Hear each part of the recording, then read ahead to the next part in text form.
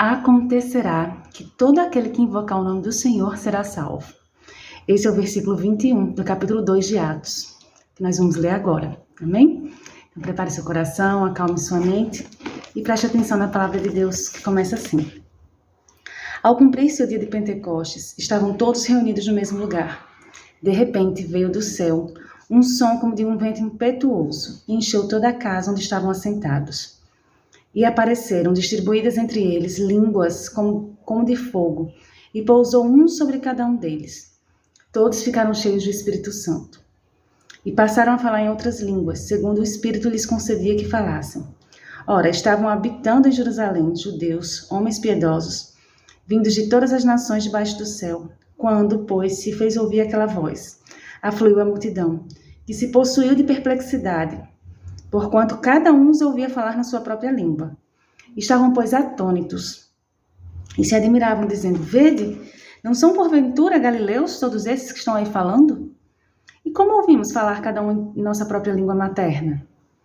Somos partos, medos, elamitas, e os naturais da Mesopotâmia, Judéia, Capadócia, Ponto e Ásia, da Frígia, da Panfilha, do Egito e das regiões da Líbia, nas imediações de Cirene, e romanos que aqui residem, tanto judeus como prosélitos, cretenses e arábios. Como ouvimos falar em nossas próprias línguas as grandezas de Deus? Todos atônitos e perplexos interpelavam uns aos outros. O que quer dizer isto? Outros, porém, zombando, diziam, estão embriagados. Então se levantou Pedro, com os 11, e erguendo a voz, advertiu-os nestes termos. Varões judeus e todos os habitantes de Jerusalém, tomai conhecimento disto, e atentai nas minhas palavras. Esses homens não estão embriagados, como vindes pensando, sendo esta a 3ª hora do dia. Mas o que ocorre é o que foi dito por intermédio do profeta Joel. E acontecerá nos últimos dias, diz o Senhor, que derramarei do meu espírito sobre toda a carne. Vossos filhos e vossas filhas profetizarão. Vossos jovens terão visões e sonharão vossos velhos. Até sobre os meus servos e sobre as minhas servas derramarei do meu espírito naqueles dias e profetizarão. Mostrarei prodígios em cima no céu e sinais embaixo na terra, sangue, fogo e vapor de fumaça. O sol se converterá em trevas e a lua em sangue, antes que venha o grande e glorioso dia do Senhor. E acontecerá que todo aquele que invocar o nome do Senhor será salvo. Varões israelitas, atendei a estas palavras. Jesus o Nazareno, varão aprovado por Deus diante de vós, com milagres, prodígios e sinais, os quais o próprio Deus realizou por intermédio dele, entre vós, como vós mesmos sabeis, sendo este entre sangue pelo determinado desígnio e presciência de Deus.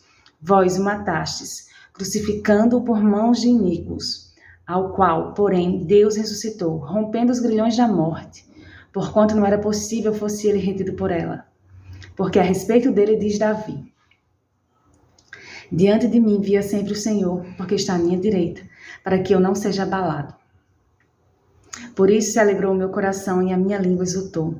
Além disto, também a minha própria carne repousará em esperança, porque não deixarás a minha alma na morte, nem permitirás que o teu santo veja corrupção. Fizeste-me conhecer os caminhos da vida, e encher-me-ás de alegria na tua presença.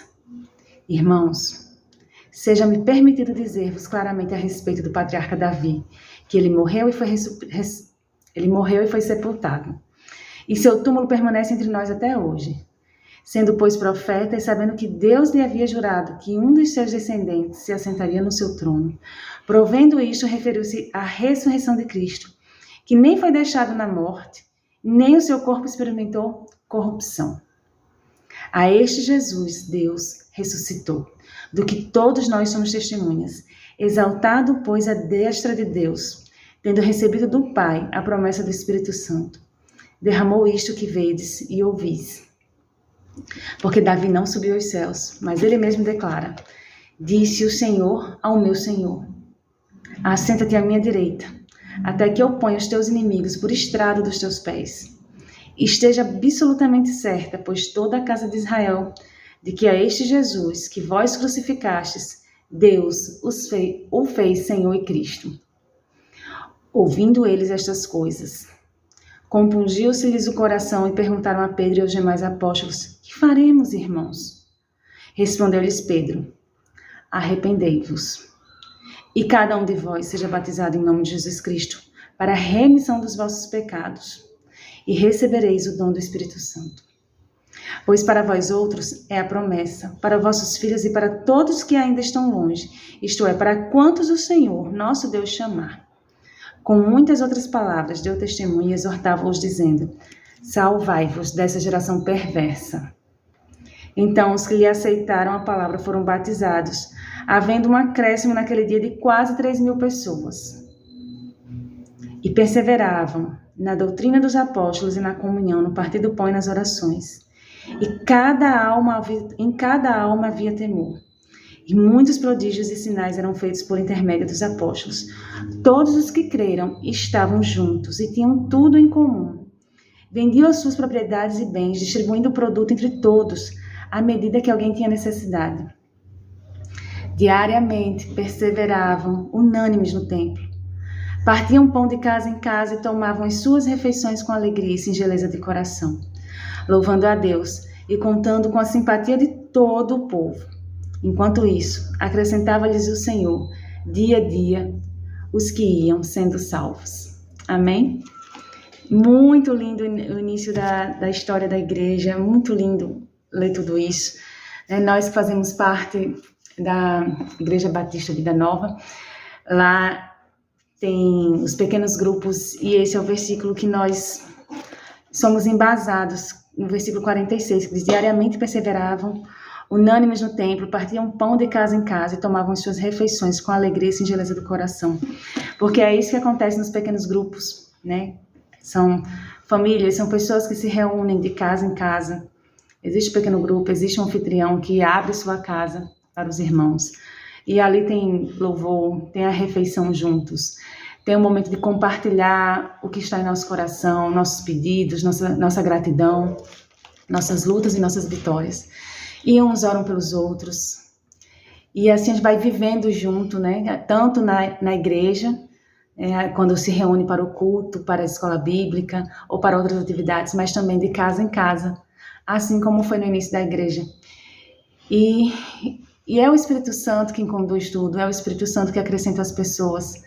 Quando nós tememos, né? Porque a gente leu aqui que era com temor, e a palavra, lá no versículo 37, que diz assim: Que faremos, irmãos? E respondeu-lhe Pedro: Arrependei-vos, e cada um de vós seja batizado em nome de Jesus Cristo, para a remissão dos vossos pecados, e recebereis o dom do Espírito Santo.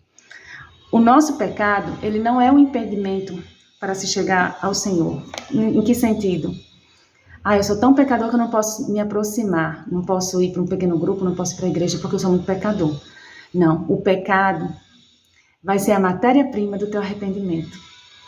Por causa do seu pecado, quando você reconhece o seu pecado e você não quer mais viver dessa forma, flui dentro de você um arrependimento genuíno, um arrependimento que não quero mais fazer aquilo. Não é parar de fazer aquilo porque, por exemplo, uma pessoa que é viciada em álcool, eu vou parar de beber por causa da minha saúde. Não, eu vou parar de beber porque eu não quero fazer mais mal ao meu corpo. Eu quero parar de beber porque quando eu bebo eu cometo ações das quais me envergonho, eu firo as pessoas.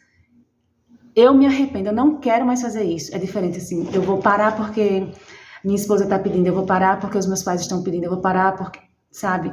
É um arrependimento genuíno. Eu não quero mais viver nesse erro. E como é que a gente consegue parar de pecar, né? Pelo menos abandonar um pecado assim que é tão constante. É através de um arrependimento genuíno. Porque o Senhor não despreza um coração contrito.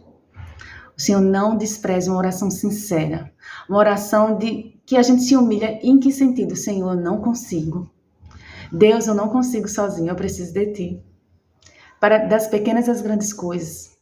Então, a gente não precisa se achegar a Deus. A gente não só vai chegar ao Senhor quando não tiver mais pecado, eu vou para a igreja. Quando eu não tiver mais, usando o exemplo do álcool, quando eu parar de beber, eu vou para a igreja. Não, você pode vir.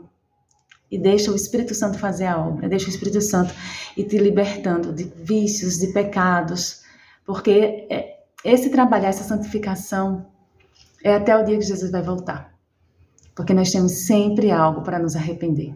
Não interessa nem quanto tempo de igreja nós temos, todos os dias.